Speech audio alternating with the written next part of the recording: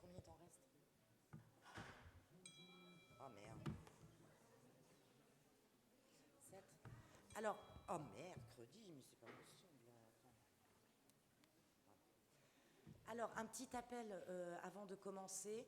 Il reste apparemment 7 places pour le Lido ce soir, 20h30. Si jamais il y en a quelques-uns qui sont dans la salle et qui sont intéressés, vous pouvez aller voir Sandrine.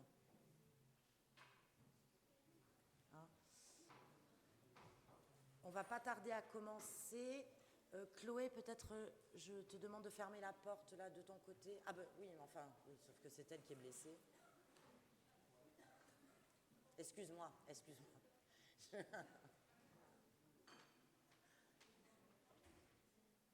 Voilà. Et si on pouvait fermer aussi l'autre côté. Tu vois, Nana, j'adore avoir le micro.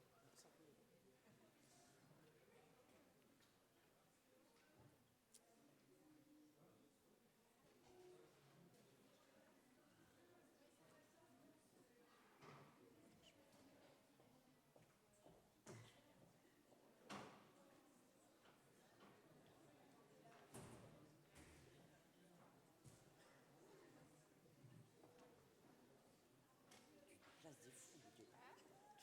Bah oui, je te le dis.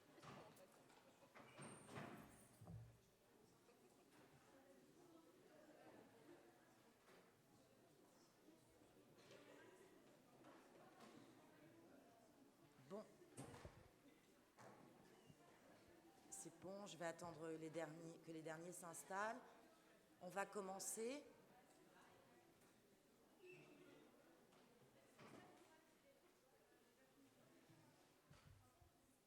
Je voudrais remercier Yona Vautrin d'être parmi nous ce soir, et donc designer de son état, et qui va donc vous présenter son travail et son parcours.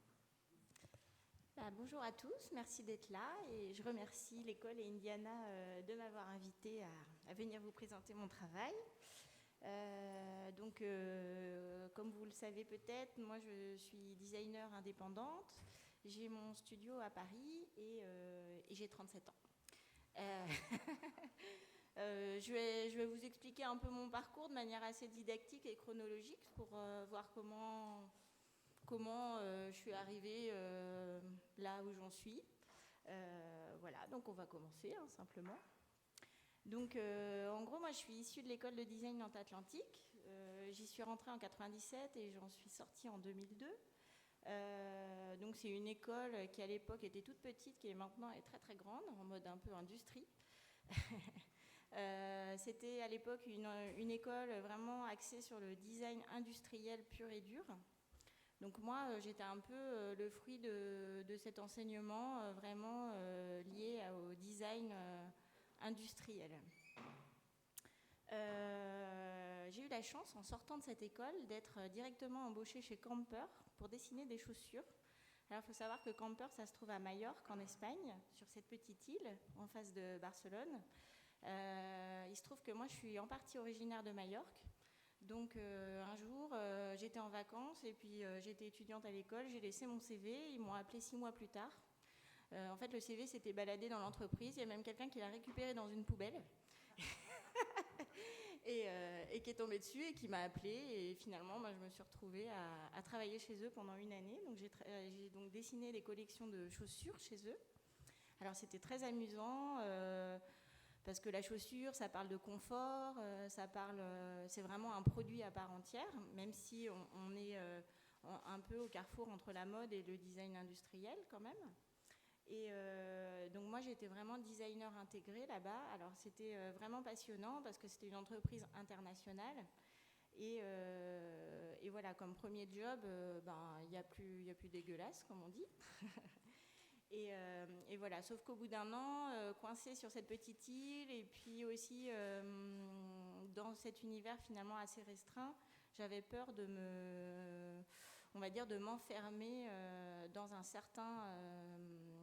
carcan un peu, quoi. Moi, j'avais envie de dessiner des poêles, des casseroles. J'avais envie de découvrir plein de choses. J'avais aussi envie d'apprendre la 3D, parce qu'à l'époque, quand j'étais étudiante, la 3D, c'était, on va dire, quelque chose d'assez nouveau. Et j'avais pas envie de rater le train, on va dire. Donc là, j'ai eu l'opportunité de partir à Milan. Donc je suis allée travailler chez un designer qui s'appelle George Soden. Donc c'est un peu un papy du design. Il a donc fait partie du groupe Memphis à sa grande époque. Donc il a travaillé avec Ettore Sottsass, Nathalie Dupasquier, avec qui il partage ses ateliers d'ailleurs. Et donc à ses côtés, j'ai eu la chance de travailler sur des produits très industriels. Alors, il faut savoir que c'est quelqu'un aussi qui a toujours été intéressé par les nouvelles technologies et tout ça. Donc lui, dès l'arrivée de la 3D, mais vraiment lui aux prémices, en fait, il s'y est mis. Et ce qui fait très tôt, il a commencé à faire des objets industriels avec des formes assez libres. Et ça, c'était vraiment intéressant. Donc chez lui, j'ai eu la chance de travailler sur des produits d'électroménager pour Moulinex et Tefal. Donc j'ai dessiné des poêles, des casseroles, des bouilloires, des grille-pains, enfin voilà quoi. Donc j'étais là où j'avais en fait au départ envie d'être, où je dessinais vraiment dans le dur, quoi. Au bout d'1 an et demi, il se trouve que c'était des équipes qui s'étaient constituées autour de projets très précis, notamment ces projets d'électroménager, donc qui, pour un studio en général, rapportent suffisamment d'argent pour engendrer des grosses équipes, mais une fois que les projets sont terminés, il n'y a plus de budget, donc petit à petit, les équipes se délitent. Donc là, j'ai sauté sur l'occasion pour changer de pays. Donc là, je suis rentrée en France et là, j'ai travaillé à Paris. Et là, je suis rentrée dans une agence qui s'appelle 100 degrés. Donc 100 degrés, qu'est-ce que c'est ? C'est une agence, on va dire, polyvalente qui se trouve à Paris. Et en gros, elle traite le design graphique, l'aménagement d'espace, enfin, plutôt le retail, comme on dit, l'architecture commerciale, et également le design produit. Et ils sont spécialisés dans la cosmétique et les spiritueux. Donc, par exemple, j'ai dessiné essentiellement des bouteilles de parfum.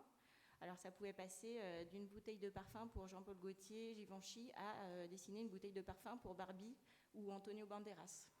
Voilà. Donc, ce qui était assez intéressant, c'est que on va dire dans ce côté parfum, il y a le côté très commercial, marketing, stratégique. Et donc là, on est encore dans d'autres univers, finalement, une autre façon de pratiquer le design qui est vraiment axée sur l'imaginaire.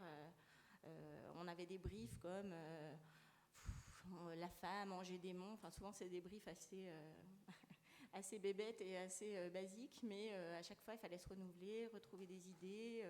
Et pour dessiner des bouteilles de parfum qui, en soi, est un objet qui ne sert à rien, mais qui doit faire rêver, et surtout, qui est un objet qui se produit à des millions et des millions d'exemplaires. Donc ça, c'est vraiment du design industriel, mais vraiment dans un autre champ que celui de la chaussure ou l'électroménager.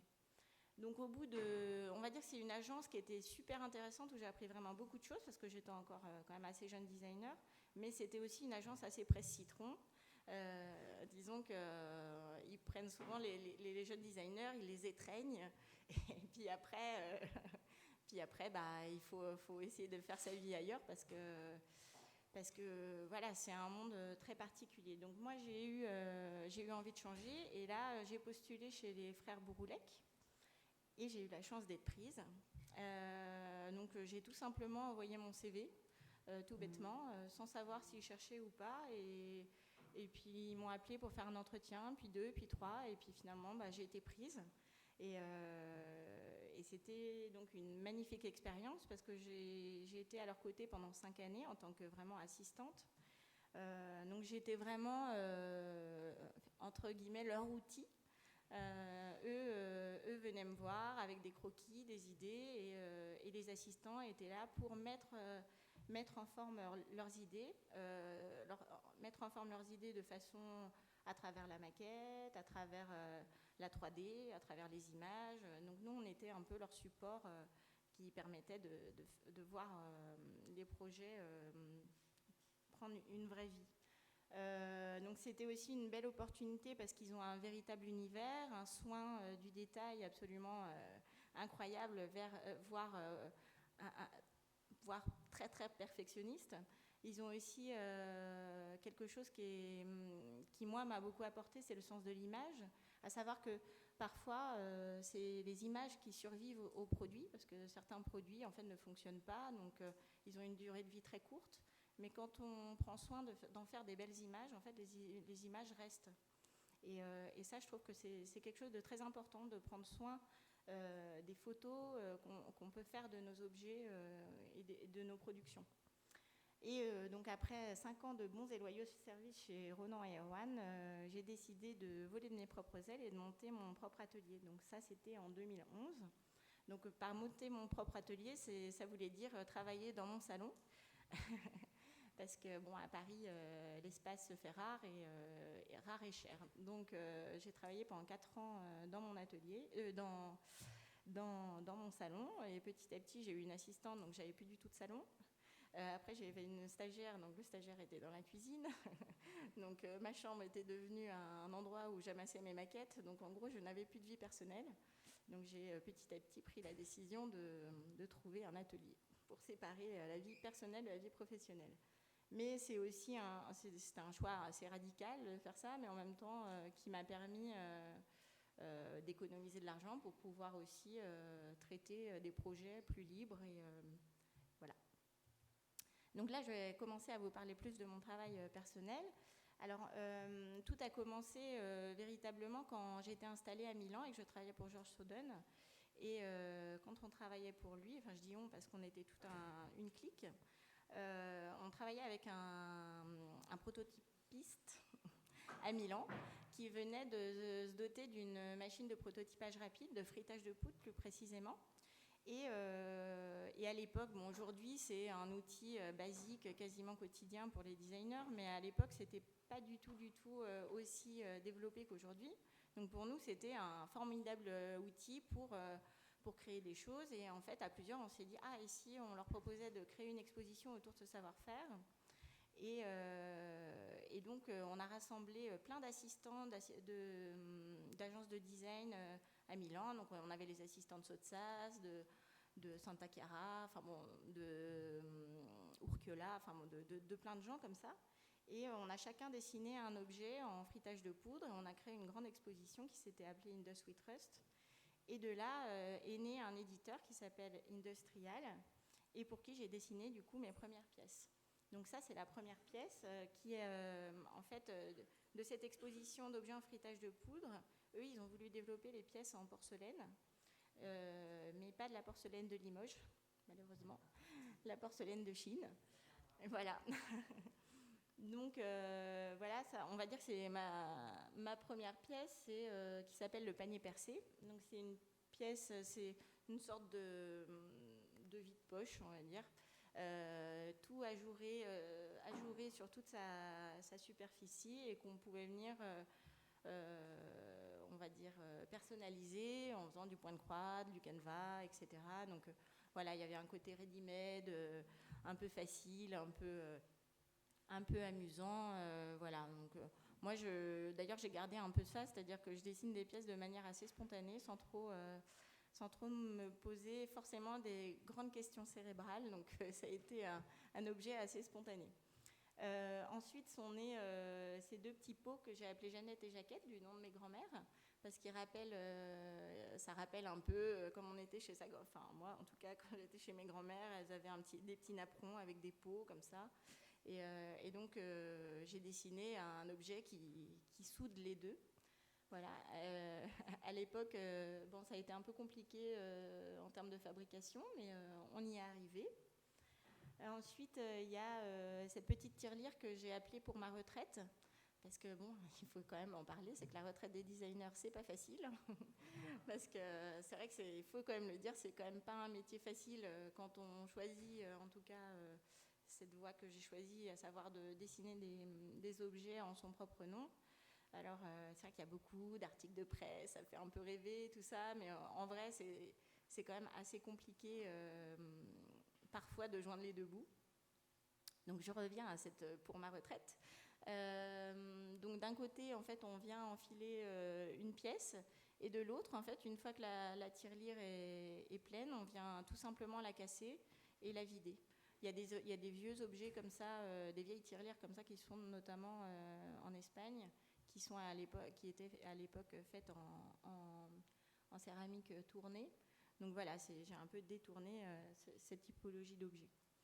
Donc après ces objets qui m'ont petit à petit permis d'émerger, mais on va dire très discrètement dans ce petit monde, j'ai eu l'opportunité de travailler avec une galerie, avec la Tools Gallery. J'ai eu l'opportunité de faire 2-3 petites choses à côté, et toutes ces petites choses ont fait que j'ai quand même réussi à me distinguer auprès de quelques éditeurs, notamment Foscarini, qui m'a demandé, un jour, qui m'a appelé, et ils m'ont dit alors on aimerait bien te faire travailler sur un brief.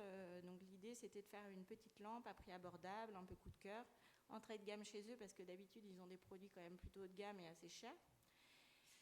Et en me disant, bon, en gros, comme t'es personne, sache qu'on a donné le même brief à plein de gens très connus, donc on te le donne, et au cas où, s'il y a quelque chose qui nous plaît, on le fait, mais sache qu'il y a quand même peu de chances que ça aboutisse.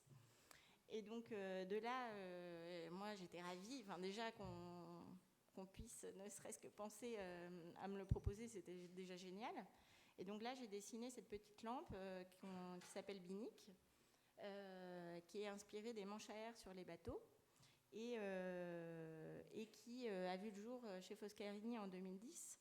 Alors il faut savoir que pour moi, ça a été un vrai tournant dans ma carrière, parce qu'il y a l'avant et l'après Binic, c'est-à-dire que cette lampe, d'abord, a eu un gros succès commercial, a eu un gros succès auprès de la presse, mais a aussi permis d'attirer l'attention d'autres éditeurs qui ensuite m'ont contacté pour créer de nouvelles collaborations. Alors pour la petite histoire de cette lampe, en fait, moi j'avais présenté, en fait, le premier rendu 3D que j'ai fait,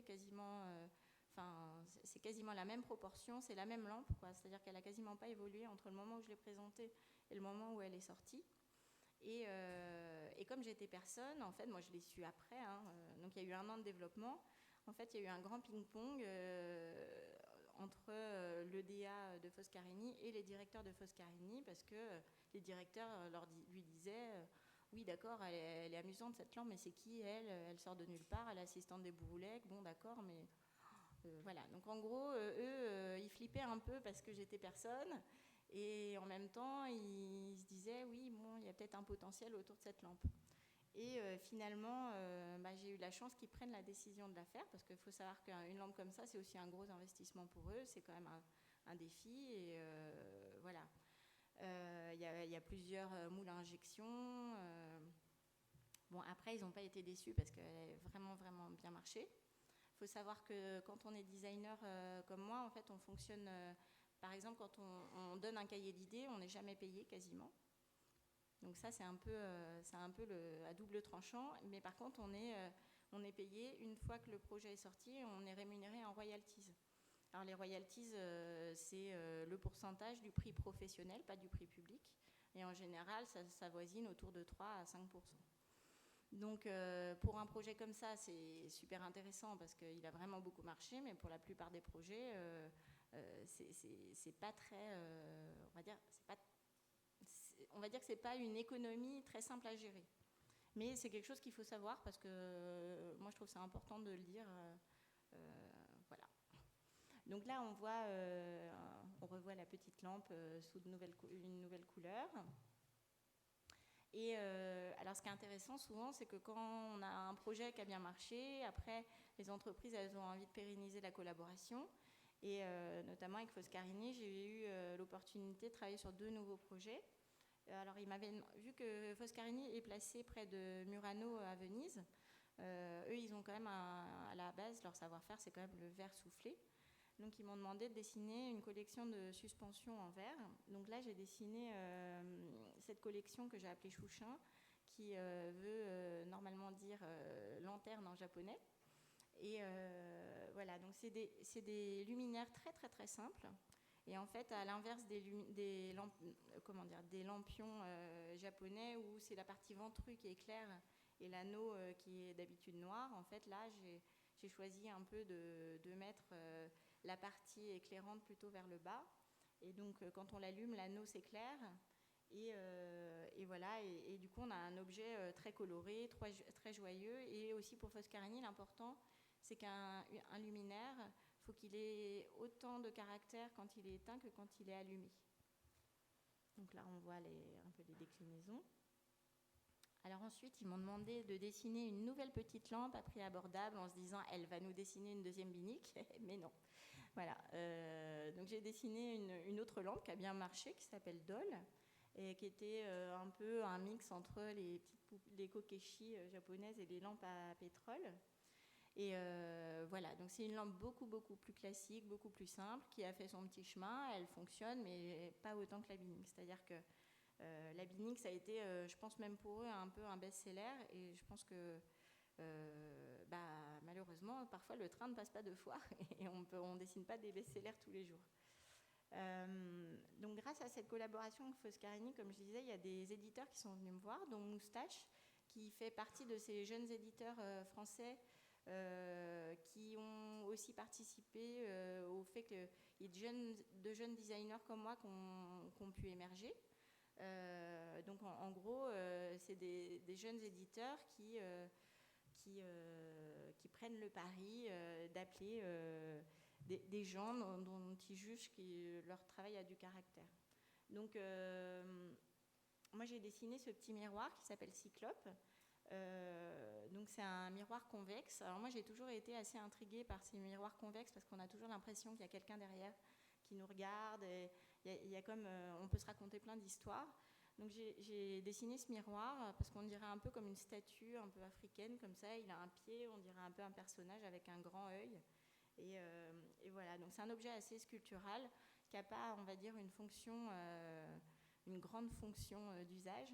Mais voilà, alors moi, je ne m'interdis absolument pas de dessiner des objets qui n'ont pas des fonctions vraiment définies dans les usages quotidiens, même si j'adore aussi dessiner des objets du quotidien.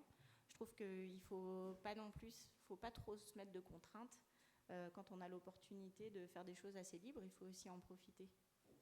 Ensuite, on a travaillé sur une table qui s'appelle Baobab, avec des plateaux tournants. Donc, Baobab, vous voyez un peu on va dire la morphologie d'un baobab, c'est une espèce de gros tronc comme ça, avec des petites branches qui s'extirpent. Donc, ce projet, il était assez intéressant parce qu'il faut dire qu'il coûte assez cher quand même, parce qu'il est quand même à 700 €, mais il est fabriqué exclusivement en France. Et la base est toute usinée en 3D. Donc c'est quand même un gros travail pour une pièce qui est quand même assez sculpturale, à un prix assez cher, mais quand même, qui reste quand même abordable par rapport à un produit made in France avec une technologie assez avancée. Ensuite, on a la collection de pots qui s'appelle Eau. Donc on a la corbeille et puis 2 vases ou une carafe pour le dernier. Pourquoi on les a appelés eau? En fait, à la base, ils sont inspirés d'un objet qu'on appelle main à sel en Bretagne. En fait, c'était des pots comme ça où ils mettaient le sel avec une avancée, ça s'avançait vers les gens comme ça. C'était assez accueillant. Donc j'ai un peu réinterprété cet objet. Et donc il s'appelle eau parce que moi j'avais l'impression que c'était comme des petits personnages qui chantaient comme ça, l'un avec une petite bouche, l'autre avec une grande bouche, voilà. Donc ici, un objet plus unique. Donc ça, il a été fabriqué seulement à un seul exemplaire parce que Moustache a organisé il y a 2 ans maintenant une vente aux enchères où il a proposé à plein de designers de participer. Donc chacun a créé un objet spécifique pour cette vente aux enchères.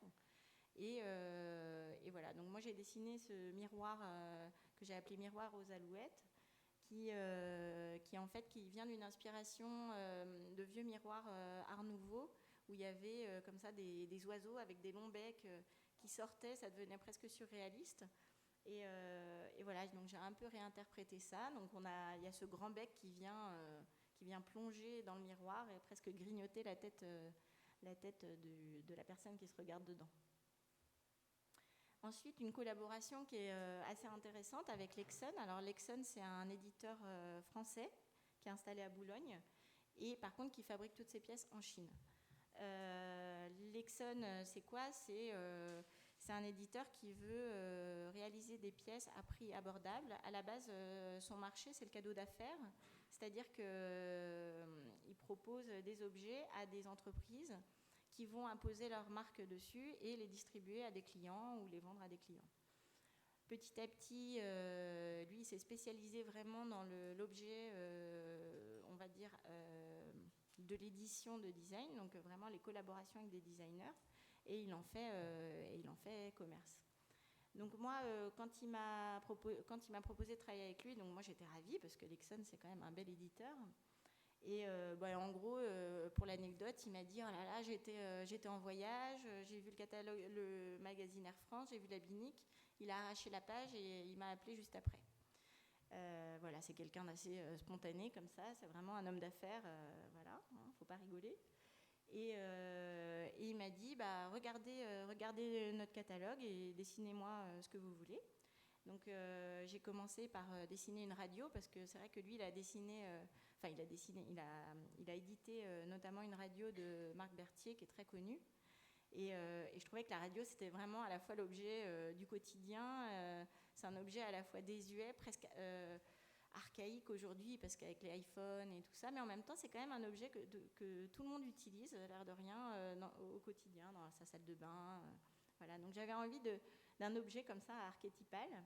Et j'ai dessiné cette petite radio mezzo qui est totalement inspirée d'un style vintage, on va dire, qu'elle rappelle vraiment les transistors d'antan.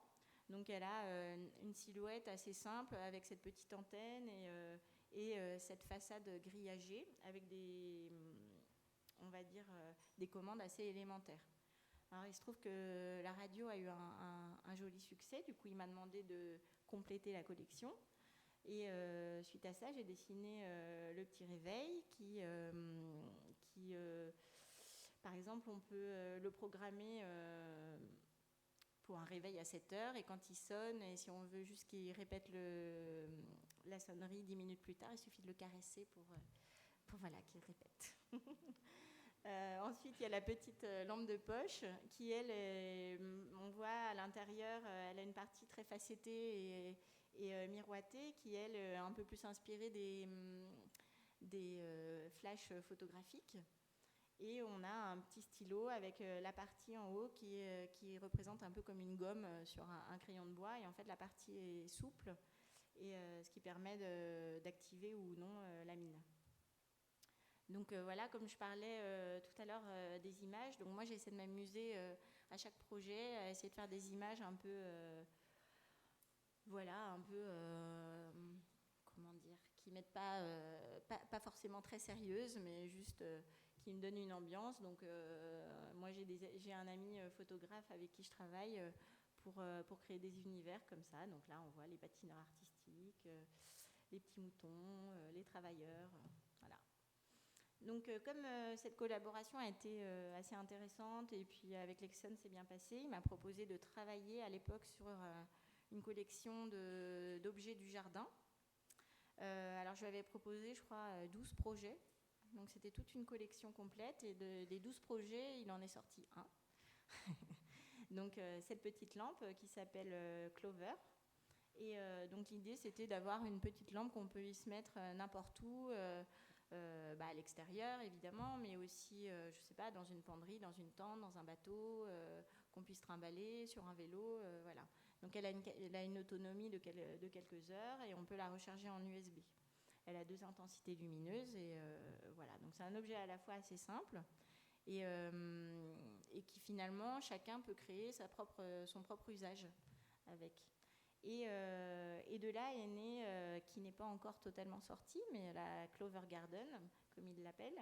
Donc c'est son pendant, mais en lampe vraiment à piquer au sol pour les jardins. Et donc elle a un petit capteur solaire rond qui permet de récupérer l'énergie solaire et de l'éclairer la nuit. Donc elle rappelle, on dirait un peu une feuille, le capteur solaire, voilà. À chaque fois, il y a quand même, dans tous les objets que je dessine, à chaque fois, il y a quand même des petites inspirations, des choses qui, moi, me touchent, de voyage ou de choses que j'ai aimées, ou dans mon enfance, ou de la mer. Voilà, je marche comme ça, un peu au coup de cœur. Alors après, je vais vous présenter une collaboration que j'ai faite avec Saint-Louis. Alors Saint-Louis, c'est la plus vieille manufacture de cristal au monde, normalement, enfin, d'après ce qu'ils m'ont dit. Donc, on m'a dit que certains d'entre vous l'avaient visité et quelle chance, parce que c'est vraiment un truc incroyable à voir. Si certains d'entre vous n'ont pas eu la chance de le faire, je vous le recommande fortement, parce que c'est vraiment un univers à part, une poésie dans la fabrication de l'objet. Et voilà, donc Saint-Louis m'a appelé dans le cadre d'une collaboration autour de luminaires, spécifiquement sur le luminaire. Ils ont demandé à 3 femmes designers de dessiner une collection de luminaires pour une présentation à Milan, il me semble, il y a 3 ans maintenant. Donc c'est un projet qui a mis au moins 2-3 ans à voir le jour.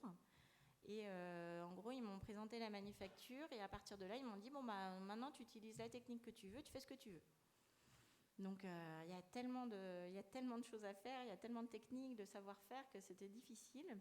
Sauf que quand je suis arrivée dans la manufacture, j'ai tout de suite vu un objet qu'ils appellent les roseaux. En fait, c'est ce qui sert en fait à faire les branches de lustre. Donc leur fabrication est assez étonnante parce qu'on dirait presque une fabrique de caramel. On voit le verre qu'ils étendent et qui ensuite il tourne parce qu'il est tout torsadé comme ça. Et donc d'habitude, finalement, c'est un objet vraiment très fonctionnel dans leur luminaire. Et là, disons que j'ai fait le chemin inverse d'un designer et je l'ai transformé en plutôt objet de décoration. Donc on voit ce luminaire qui a au centre une source lumineuse. Et tout autour viennent danser ces roseaux. Donc on dirait, une fois qu'il est inversé, on dirait un peu une fontaine, une méduse, voilà. Donc c'était assez étonnant. Et puis ce qui était assez touchant, c'est que tous les gens dans la manufacture qui ont travaillé sur l'objet, ils ont tous différemment au chaud, dans la partie du chaud ou du froid, ils ont vu les éléments séparément et ils n'ont pas compris à quoi ça allait servir tout ça. Et en fait, quand ils ont vu l'objet, ils étaient super contents et fiers d'avoir participé à un objet qui sortait un peu de l'ordinaire de ce qu'ils avaient pu faire. Enfin, en tout cas, c'est ce qu'on m'en a dit. Ensuite, une collaboration avec une marque espagnole qui s'appelle Sancal. Alors Sancal, elle est basée à Valence. À Valence, près de Valence, il y a un gros savoir-faire autour du bois. Et donc c'est une marque espagnole qui a quand même 50 ans. Elle n'est pas forcément très connue, mais en fait, elle a été... D'ailleurs, il y a pas mal de marques comme ça qui ont été récupérées par les enfants. Et les enfants font en sorte que cette marque devienne plus contemporaine. Et donc, ils appellent petit à petit des designers pour entrer leur marque dans plus de modernité, quoi. Donc moi, ils m'ont appelé et ils m'ont proposé de travailler sur des tables spécialement dédiées à ce qu'ils appellent la partie contract. Le contract, c'est quoi? C'est-à-dire la distribution, par exemple...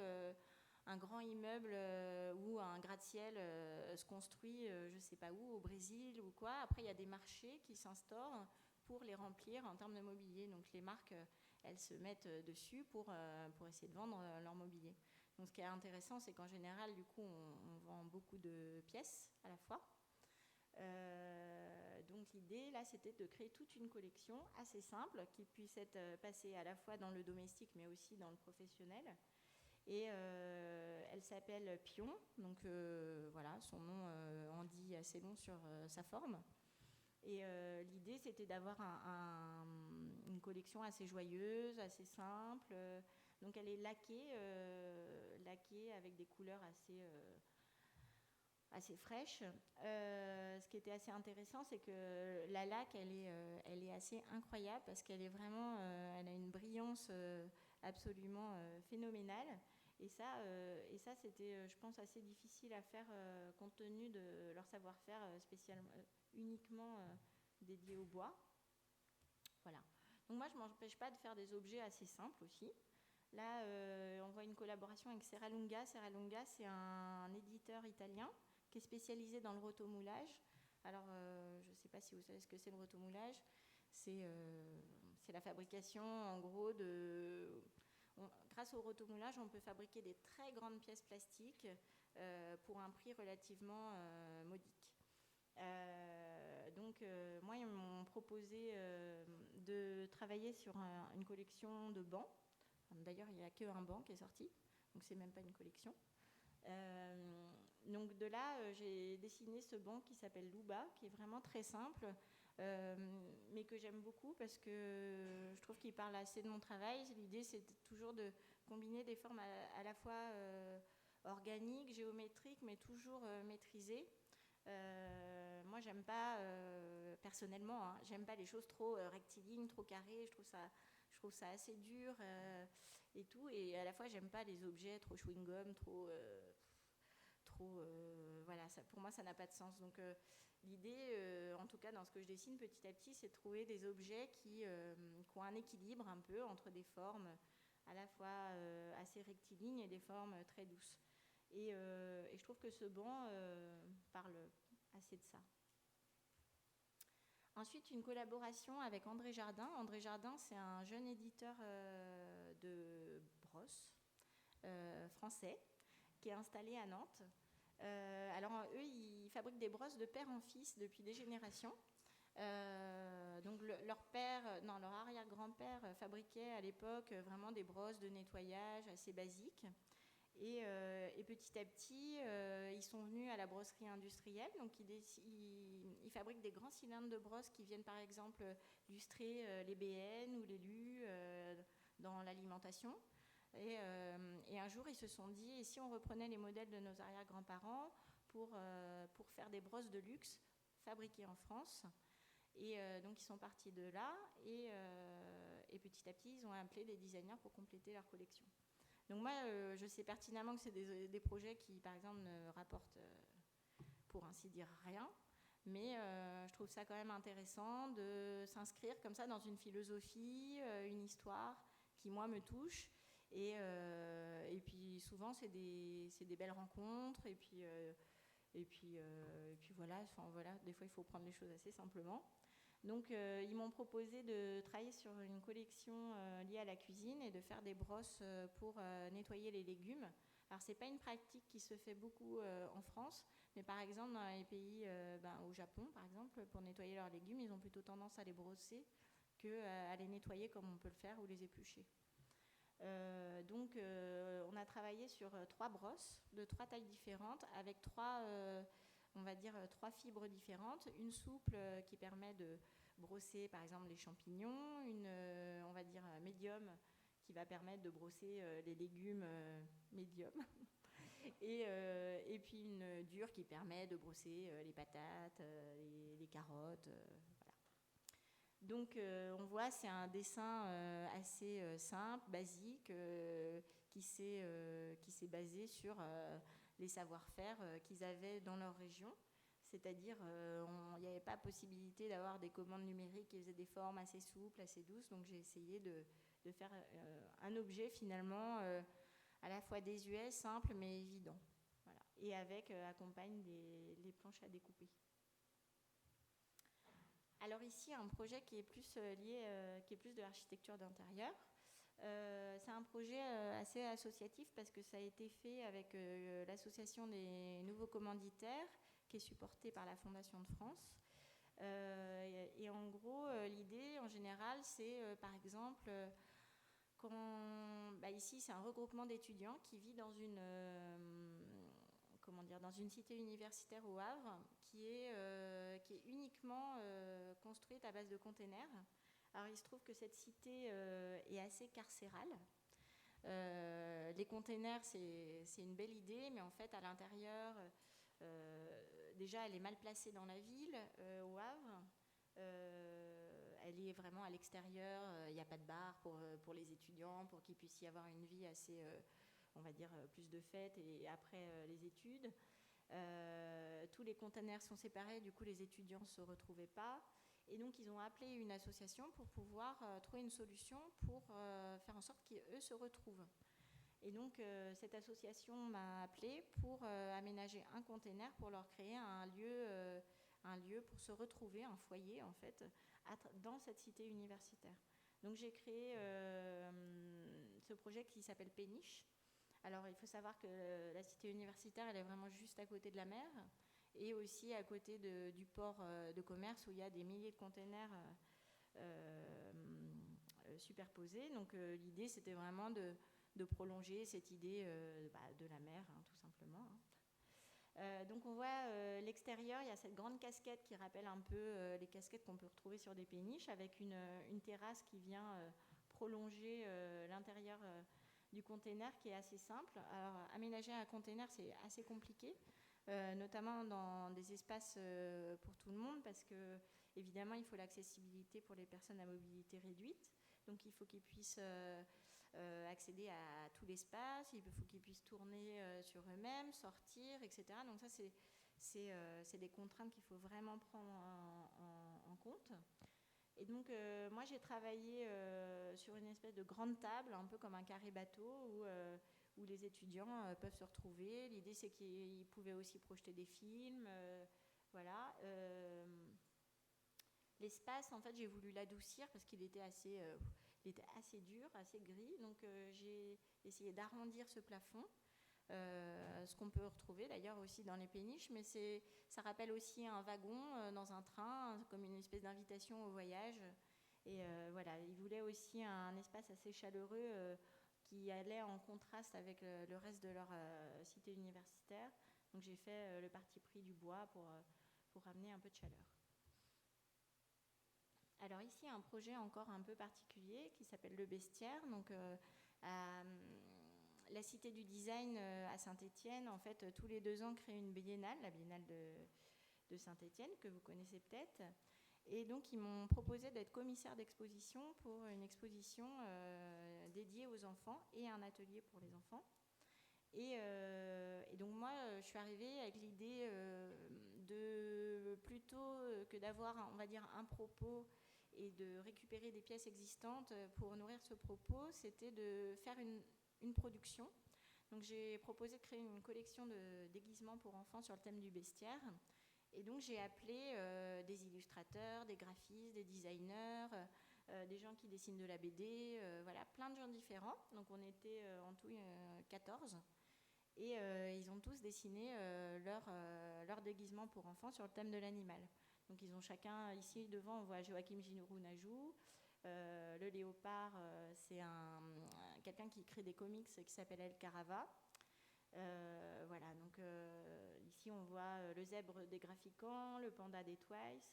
Donc c'était une exposition assez amusante, assez simple, accessible à la fois pour les enfants mais aussi pour les parents, parce que finalement c'était presque un parti pris graphique. Hein, on aurait presque pu voir ça comme une exposition de graphisme. J'ai demandé à chacun des designers d'écrire une histoire sur leur animal pour que aussi la visite devienne un peu comme un livre à grande échelle, c'est-à-dire que les parents pouvaient raconter l'histoire autour de l'animal, etc. Donc il se trouve que ce projet a eu pas mal de succès parce que il est parti ensuite au Centre culturel français à New York, au Centre culturel français à Boston, au Musée national à Singapour. Il est ensuite parti à Paris. Aujourd'hui, il y a un éditeur qui est intéressé pour éditer certains en tapis. Donc voilà, donc ça a été un projet assez compliqué, il faut le dire, à mettre en œuvre, mais qui a été assez fructueux. On va dire qu'il y a eu une seconde vie assez palpitante. Donc là, on voit l'exposition, l'atelier pour enfants. Voilà.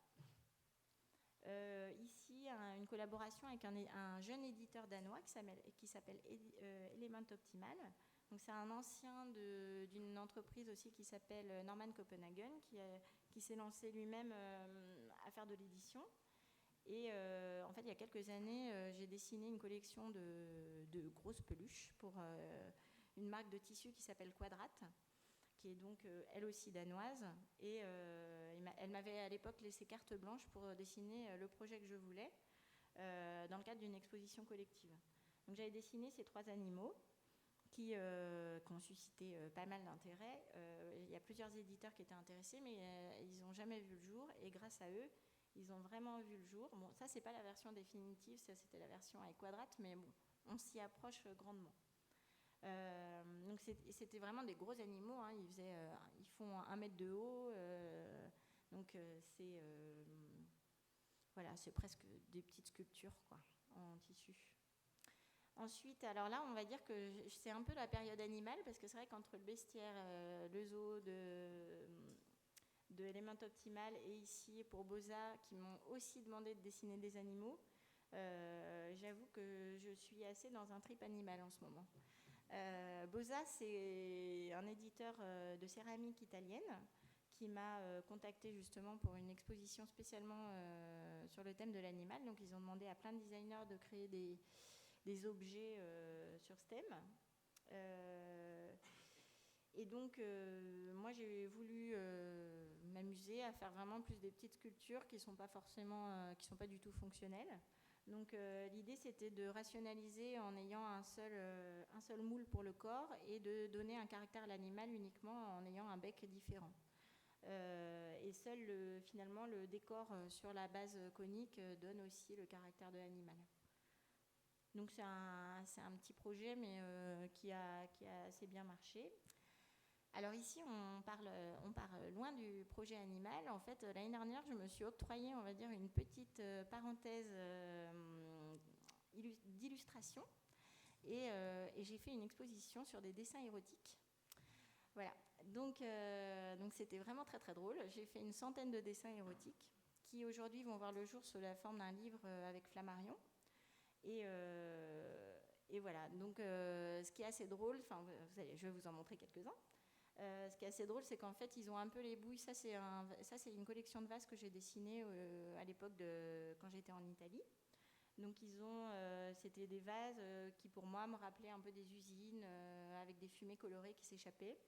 Et ils avaient un peu un côté, on aurait dit un peu des personnages comme ça, avec leurs grosses bouilles. Et petit à petit, ces vases sont devenus des petites illustrations. Et petit à petit, ces personnages, ils ont commencé à faire l'amour. Et puis voilà, ils ont commencé à parler d'amour, mais d'amour libéré, sans prise de tête, juste pour s'amuser. Voilà. Donc ce qui était assez drôle dans cette exposition, c'était qu'il y avait quand même beaucoup de dessins. Et en fait, les gens sortaient de cette exposition, mais avec la banane, hein, sans jeu de mots. Et c'était donc vraiment super. C'était super touchant de voir qu'on pouvait toucher les gens comme ça, juste à travers des dessins. Et voilà. Donc, pour la Saint-Valentin, il y aurait un petit livre de dessins érotiques. Mais je ne fais pas que des dessins érotiques. Je fais aussi des dessins beaucoup plus sérieux. Donc souvent, on me demande de participer à des œuvres caritatives. Et souvent, en fait, à force de participer à des œuvres caritatives, j'ai commencé à faire un dessin. Donc là, on voit un peu le principe des dessins. Donc c'est un peu, on est toujours un peu dans cette idée de cheminée avec des choses qui sortent de ces cheminées. Et petit à petit, les années passant, j'ai commencé à faire un dessin, puis 2, puis 3, puis c'est devenu presque une collection de dessins. Et à chaque fois, ce qui se passe, ce qui sort des cheminées sont différentes. Et en fait, c'est des milliers de petits points. Donc voilà, je prends ma lampe à patience et voilà, j'aime bien travailler sur des choses comme ça, très différentes. Et là, on termine. C'est, on va dire, un nouveau projet donc, qui va sortir. C'est une très grosse collaboration pour moi parce que c'est la SNCF. Donc la SNCF m'a appelée il y a maintenant il y a 4 ans pour me proposer en fait, ils étaient en train de développer avec Sagaz & Partners de réaménager les intérieurs des nouveaux TGV qui vont faire Paris-Bordeaux, donc Paris-Toulouse aussi. Et ils m'ont proposé de dessiner la lampe qui se trouve sur les carrés. Donc moi, j'ai vraiment pas touché à l'aménagement, j'ai vraiment dessiné un objet dans le TGV. Alors, moi, j'étais évidemment super flattée, super contente. En plus, c'était une équipe formidable, très respectueuse.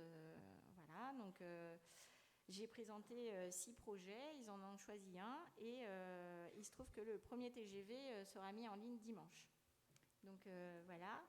Donc ici, c'est la lampe qu'ils ont choisie. Donc, c'était l'idée de faire une lampe double. Parce qu'ils avaient envie d'un objet chaleureux, accueillant, qui parle à tout le monde. Donc là, l'idée, c'était un peu un objet qui s'adresse à tout le monde et en même temps qui dessert chacun. Donc on retrouve un peu des stigmates d'objets que j'ai déjà dessinés. Petit à petit, c'est vrai qu'il y a une ligne qui se construit. Voilà, alors après, en termes de développement, ça a été assez costaud parce que, évidemment, SNCF m'a demandé de dessiner cette lampe, mais après, c'est Alstom qui fabrique la lampe avec des partenaires. Et donc là, il faut parler avec des vrais bons ingénieurs qui sont parfois un petit peu misogynes, il faut le dire. Et voilà, mais il faut savoir ne pas se laisser démonter tout en gardant le sourire. Voilà. Donc là, on voit, c'est l'intérieur du wagon-restaurant. Donc j'ai aussi dessiné les appliques. Ici, donc on voit la lampe en version rouge. Et donc, voilà. Et donc l'idée, ce serait éventuellement de l'éditer un jour. Voilà.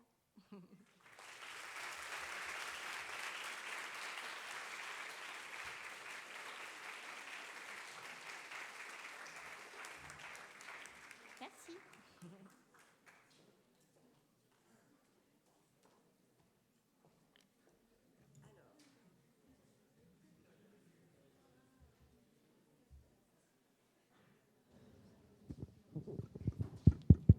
S'il y a des questions, n'hésitez pas. Oui, n'hésitez pas.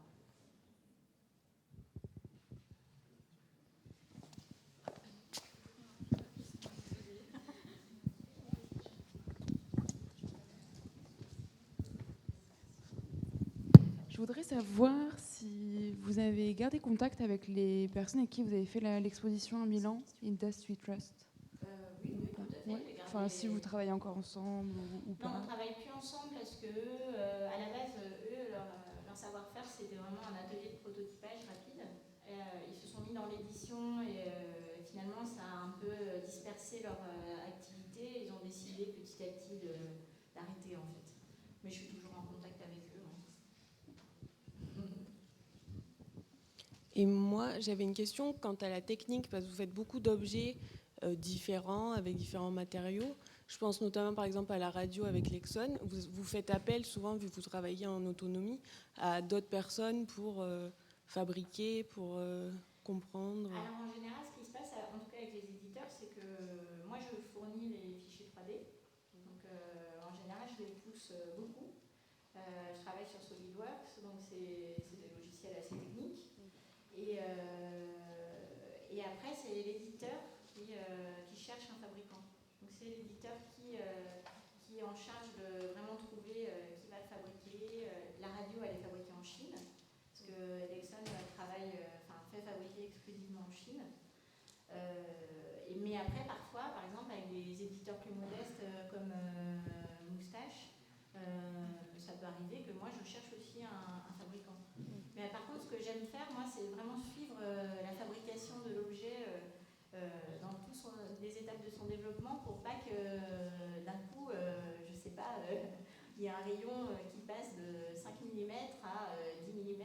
Voilà, j'ai envie quand même d'avoir. Je suis assez, on peut dire, très pointilleuse sur les détails.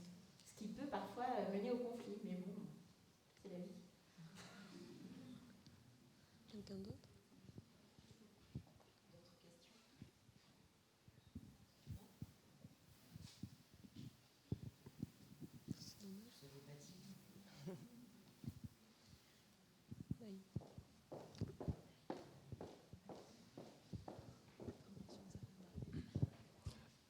J'ai remarqué qu'il y a une vraie, comment dire, enfin il y a une vraie, tous les objets que vous avez présentés ici peuvent, on voit que c'est vous, enfin quand vous présentez le travail. Est-ce que vous faites cet effort de rester dans la même typologie ou pour garder une identité, ou est-ce que c'est vraiment ce que ça vous vient comme ça? En fait, les objets, ils sont venus assez naturellement comme ça. Je fais pas spécialement d'efforts pour rentrer dans une identité. Disons que je le fais parce que purement spontanément, je pense. Après, c'est vrai que des fois, je dessine des objets et à un moment, je me dis, bon, bah, ça paraît un peu caricatural, mais des fois, je me dis, bah, ah là, on est dans la bonne proportion, on est dans le bon. Mais non, je pense que c'est plus lié à ma sensibilité, mais non, en tout cas, je ne fais pas ça pour rentrer dans une identité. Voilà, je l'ai fait parce que j'aime ça.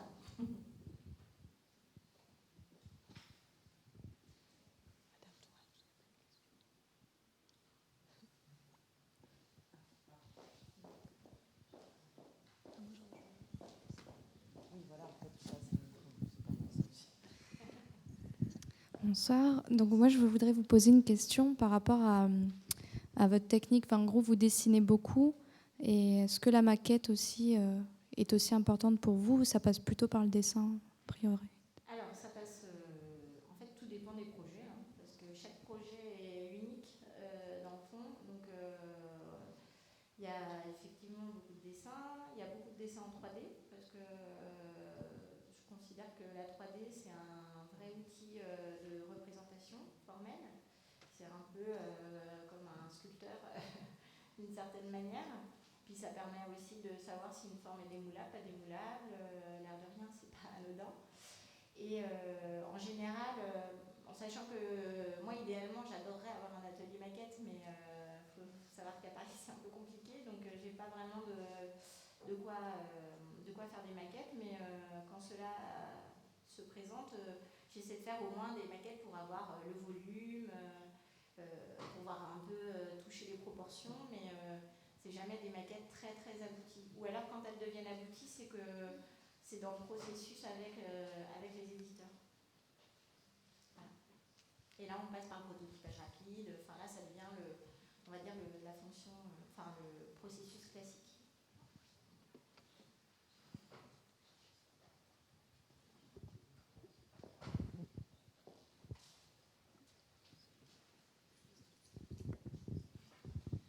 Bonjour, est-ce qu'il y a des commandes que vous avez refusées? Oui, ça arrive que je refuse des commandes.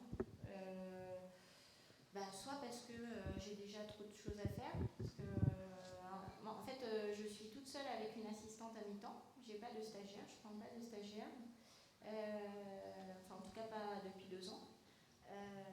Et il faut savoir que une personne et demie, on ne peut pas non plus faire des miracles.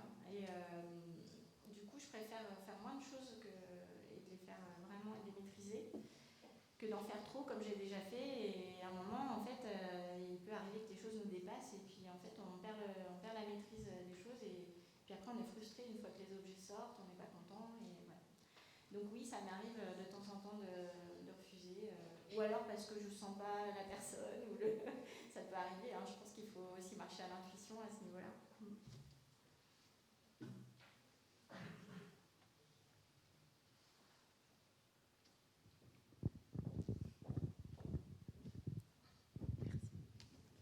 Vous êtes resté presque 5 ans chez les Bourlecs, c'est ça? Qu'est-ce que vous avez retenu de cette expérience chez eux? Enfin, qu'est-ce qu'ils vous ont transmis ou est-ce que...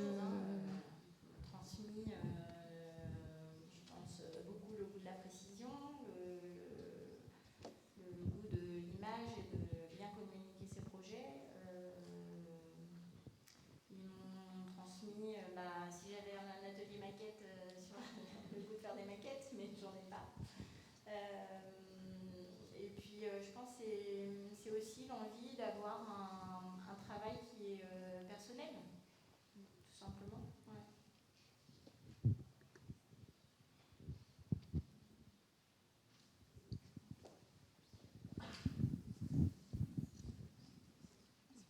Bonjour. Alors moi j'ai une question en fait. J'aimerais savoir aujourd'hui qu'est-ce que c'est pour vous le design en fait, à quoi ça correspond.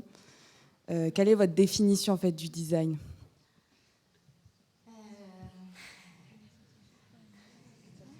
Facile. En fait, ça dépend tellement des projets parce que par exemple quand on voit le projet SNCF, le design c'est en tout cas dans ce cas-là, c'est créer un objet à la fois fonctionnel, un objet d'image, un objet qui rentre dans un cahier des charges très contraint, à la fois en termes de prix et de fabrication.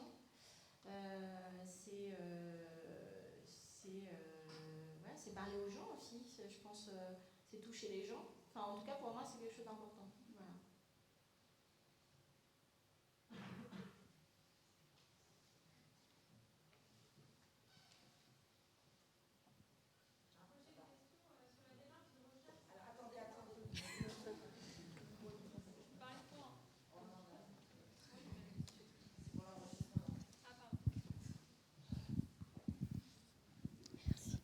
Oui, j'ai une question sur la démarche de recherche, parce qu'en fait, vous présentez que des images finies, et j'aurais aimé savoir comment vous procédez. Est-ce que vous avez des carnets de croquis? Est-ce que vous avez des sources d'inspiration? Parce qu'on ne voit pas en fait comment vous arrivez à l'image finale de l'objet. En fait, j'ai essayé de l'expliquer, mais effectivement, j'ai beaucoup de carnets de croquis, j'ai plein de livres, plein d'inspirations. Ça peut être tout, hein, ça peut être un voyage, ça peut être un architecte, ça peut être un artiste, ça peut être un courant art nouveau, art déco. Enfin, en fait, à chaque projet aussi s'appliquent des inspirations différentes. Après, effectivement, il y a beaucoup de dessins, il y a beaucoup de 3D. Je pense que pour moi, la 3D, c'est un vrai outil de recherche. Après, je sais que dans les écoles, c'est pas forcément ce que les profs ont envie qu'on dise, mais en tout cas, pour moi, ça l'est. Mais bon, après, je pense que pour que la 3D devienne un vrai outil de recherche, il faut avoir, je pense, une bonne maîtrise. Voilà. Il y a quelques projets pour lesquels c'est la maquette, mais en fait, tous les projets sont vraiment uniques, comme je disais, et à chaque fois se crée finalement une méthodologie qui est à part entière et qui est propre au projet.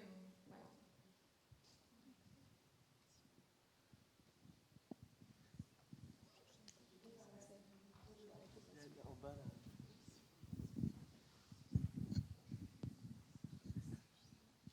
Donc bonsoir.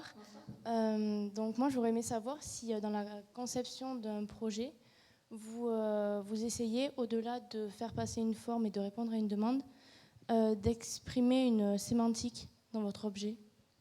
Je pense que c'est ce que j'essaie de faire. Comme je disais, à chaque fois, les objets racontent quelque chose. La binique, à la base, c'est un peu les manches à air sur les bateaux. Ici, c'est vrai que je n'ai pas expliqué, mais je suis allée visiter le musée du train à Mulhouse. Alors, si un jour vous avez l'occasion, c'est un des musées les plus dingues que j'ai vu de ma vie. Et c'est vrai que dans les vieux trains, en fait, il y avait sur les carrés, il y avait des lampes doubles comme ça. Donc j'avais envie d'expliquer, de raconter aussi ça, mais de manière un peu plus moderne. Voilà. Non, c'est vrai que chaque objet que je dessine a l'histoire derrière. Après, elle peut sembler anecdotique comme ça, mais en fait, comme tous les objets que je dessine ont comme ça un petit fil, je pense que ça prend sa cohérence dans son ensemble en fait.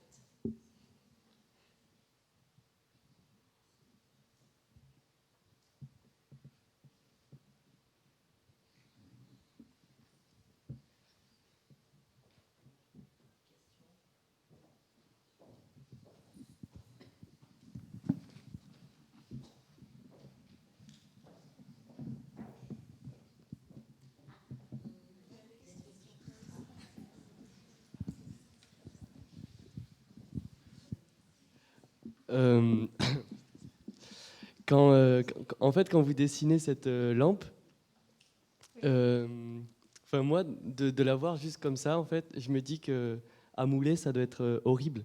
À mouler ? Oui.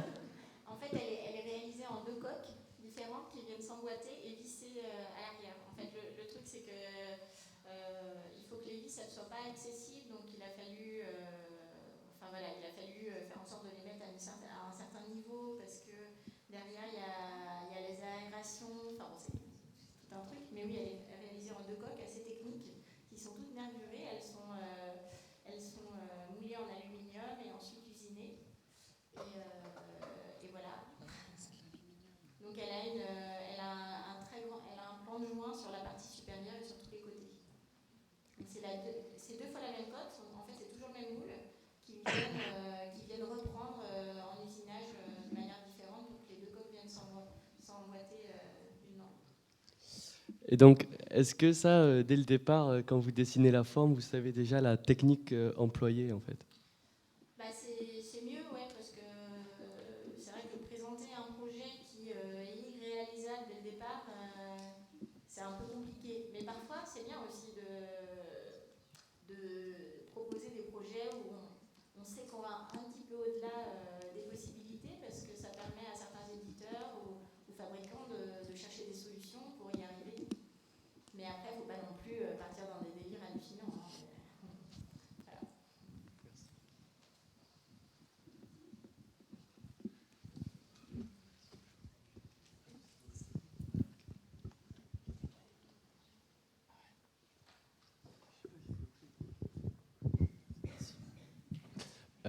Là, vous nous présentez quelques croquis très graphiques. Est-ce que c'est aussi c'est cela que vous montrez aux éditeurs pour les convaincre d'un projet ou... Aux éditeurs, je leur montre souvent des croquis de cet ordre-là et aussi évidemment des images de synthèse. Ouais. Parce que je trouve que ça donne quand même une réalité et qu'aujourd'hui, le dessin ne suffit pas toujours à convaincre. Mais certains designers le font très bien. Hein. Certains y arrivent, mais moi, en tout cas, je me sens pas à l'aise.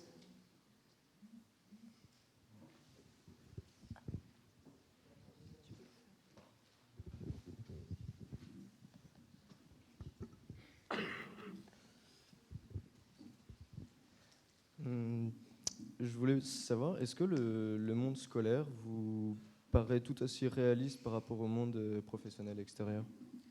Alors, je pense que quand on est à l'école, c'est une bulle à part, hein, clairement. Je pense qu'on nous apprend les bases, mais on se révèle vraiment dans le monde professionnel. Après, certains se révèlent à travers le monde scolaire parce qu'ils sont précoces ou ils savent déjà ce qu'ils veulent. Moi, je sais que, par exemple, quand je suis sortie de l'école, j'imaginais pas du tout faire ce que je fais aujourd'hui. Moi, je m'imaginais un jour avoir ma boîte, mais travailler près de Nantes avec les fabricants locaux, voilà. Donc, j'avais pas du tout cette perspective que j'ai plus aujourd'hui. Mais oui, l'école, c'est super parce qu'on apprend vraiment la base. Et après, on découvre tout, les rouages, comment ça se passe, dans les entreprises comme la SNCF qui sont très politiques, où on peut mettre 6 mois à négocier un contrat avant même de lever le crayon. Voilà, c'est plein de petites choses comme ça, qui ne sont pas anodines, mais qu'on découvre petit à petit. Et puis voilà, on se forge une expérience tout simplement.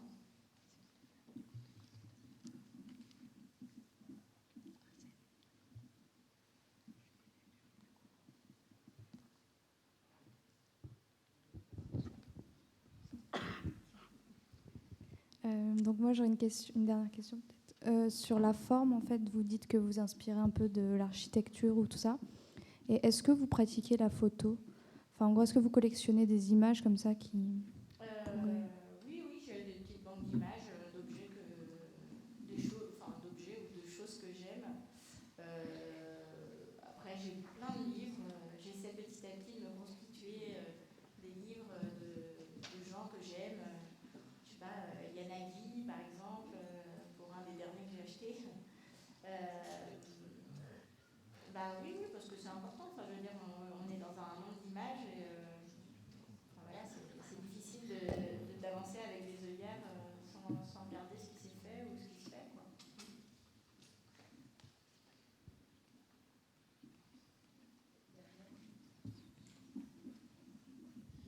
Est-ce que c'est important d'être à Paris et pas ailleurs en France?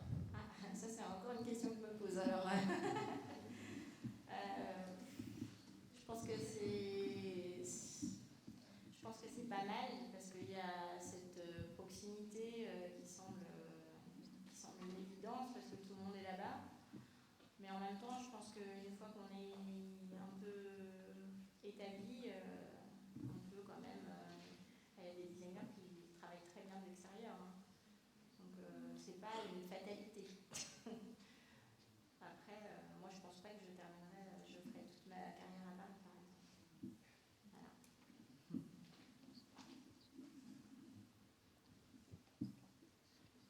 Et j'avais une autre question, pragmatique. Est-ce que financièrement, depuis le début, est-ce qu'il y a eu des moments très difficiles à s'en sortir financièrement en tant que designer? Depuis le début, j'ai toujours travaillé, j'ai toujours eu la chance en tout cas de trouver des boulots, donc j'ai toujours travaillé à plein temps. Et en tout cas, pour moi, pour faire mes premières pièces, je travaillais toujours le soir et le week-end. Donc finalement, le travail que je donnais pour faire mes premières pièces, qui m'a rien rapporté, hein, clairement, mais en tout cas, je le donnais alors que moi, je gagnais de l'argent quand je travaillais pour des gens. Et quand je me suis mise à mon compte, déjà, j'ai eu la chance parce que j'ai remporté le Grand Prix de la mairie de Paris. Donc c'était une bourse de 8 000 € à l'époque, qui s'élève à 16 000 aujourd'hui pour les nouveaux gagnants. Et donc voilà, et puis c'est des choses qui permettent de mettre le pied à l'étrier. Et puis en tout cas, moi quand j'ai commencé, la ligne venait de sortir, donc j'ai eu pas mal de royalties, ce qui m'a permis aussi de mettre à mon compte. Après, je ne dis pas qu'il n'y a pas eu des moments sur le fil, quoi. Il y a encore aujourd'hui, je veux dire, c'est jamais gagné, je pense.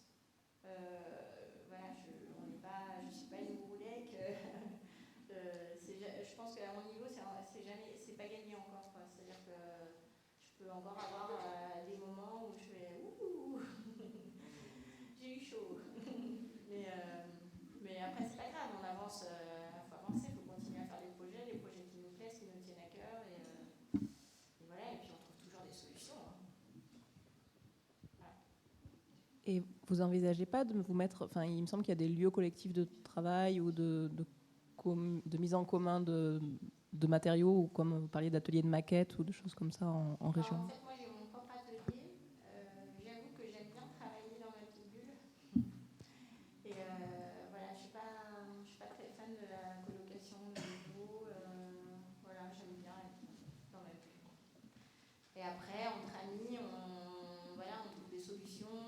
On sait qu'un tel il a accès à tel atelier ou telle chose. Donc on trouve des façons de toute façon de se débrouiller avec le réseau, les amis, tout simplement. Ouais.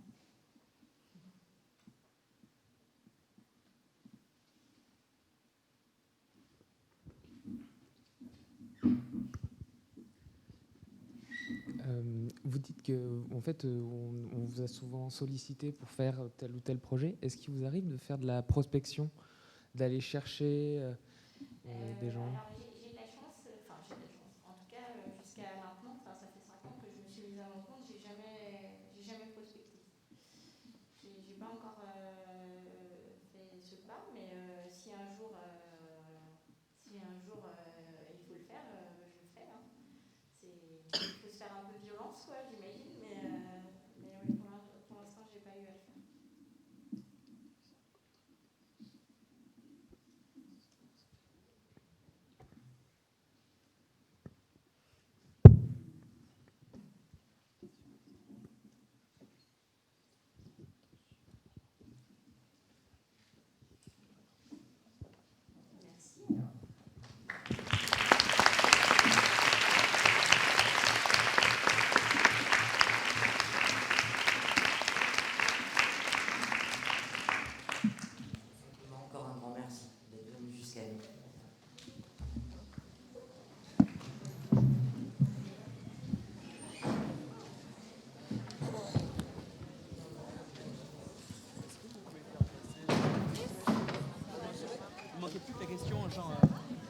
Ouais.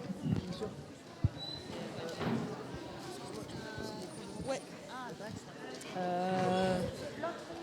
L'autre micro, s'il vous plaît. Vous pouvez le rapatrier là ?